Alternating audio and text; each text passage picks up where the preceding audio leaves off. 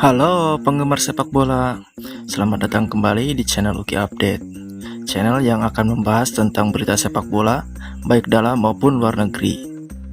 Terima kasih ya udah mengklik video ini, dan bagi yang udah subscribe, terima kasih, kalian luar biasa. Di video kali ini ada beberapa update berita dari dunia sepak bola baik dalam maupun luar negeri. Sebelum ke beritanya, alangkah baiknya nih tombol subscribe-nya ditekan dulu ya. Terima kasih.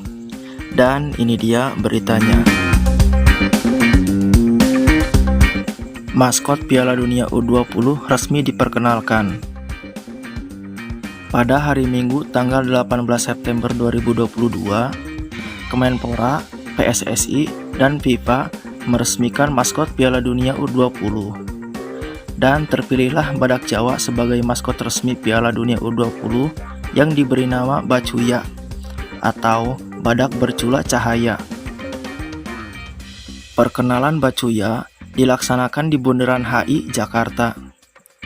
Perkenalan ini juga dihadiri Ketua Umum PSSI Muhammad Iryawan, Menpora Zainuddin Amali, dan Direktur Turnamen FIFA Jaime Yarza. Jose Mourinho di kartu merah.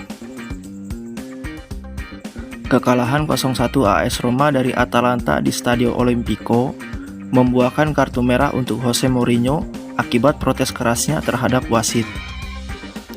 Mourinho geram atas keputusan wasit yang memimpin pertandingan antara AS Roma versus Atalanta akhir pekan kemarin.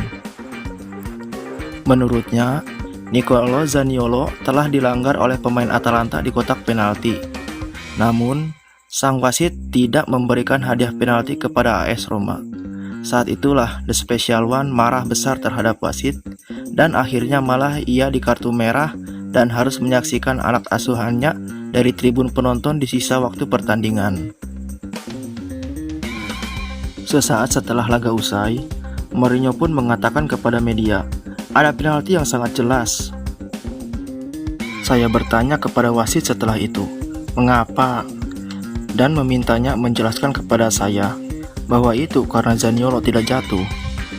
Jadi karena itu, saya harus mengubah saran saya kepada pemain saya. Saya harus memberitahu mereka, jangan mencoba untuk tetap berdiri, jangan memainkan bola, jadilah badut, seperti kebanyakan pemain yang diving seperti berada di kolam renang di liga ini. Karena itu, jelas bagaimana Anda bisa mendapatkan penalti. Kekalahan dari Atalanta membuat AS Roma harus berada di urutan ke-6 klasemen sementara Serie A. Jika Allegri dipecat, maka manajemen harus bubar.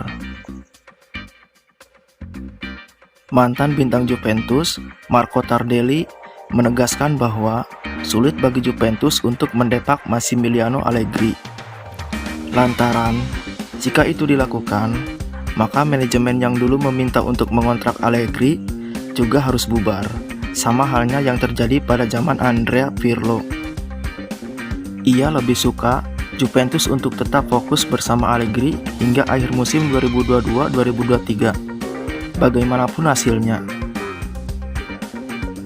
Terakhir, Juventus harus kalah dari tim yang baru promosi yaitu Monza dengan skor 0-1 di laga lanjutan Serie A akhir pekan kemarin.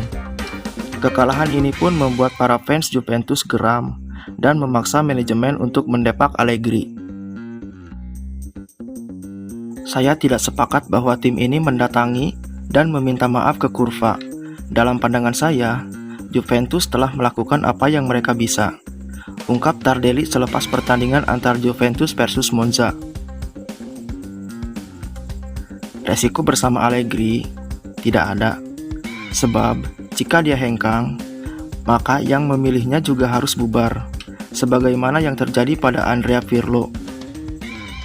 Di mata Tardelli, problem yang menimpa Juventus bukan semata karena pelatihnya. Dia juga melihat ada juga dari sisi teknis klub. Ada beberapa masalah lain, dimulai dengan klub dan pelatihan atletik tim, tutup Tardelli. Kekalahan ini membuat Juventus harus puas berada di posisi ke-8 klasemen sementara Serie A.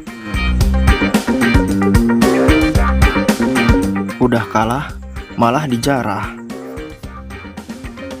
Tak cuma merusak fasilitas stadion di Sidoarjo, oknum supporter pun bahkan menjarah toko resmi Persibaya, yaitu Persebaya Store di Surabaya Town Square. Niat awal bonek untuk melakukan demo di kantor Persibaya malah berujung ricuh. Dan keadaan ini pun dimanfaatkan oleh beberapa oknum supporter untuk melakukan perusakan dan bahkan sampai menjarah Persebaya Store. Dalam rekaman CCTV, terlihat beberapa oknum supporter memecahkan kaca dan mengambil barang di dalam Persibaya Store. Dalam unggahannya di Instagram, Persibaya telah resmi melaporkan kejadian penjarahan ini kepada pihak kepolisian. Ketidakpuasan bonek atas performa tim di awal musim ini yang berujung demo anarkis ditanggapi dengan mundurnya Azrul Ananda sebagai presiden dan CEO klub. Kalau ditanya evaluasi, yang harus dievaluasi ya saya sendiri. Karena itu, tadi malam kami langsung rapat di stadion. Malam itu juga, saya harus evaluasi diri saya. Apakah saya orang yang tepat?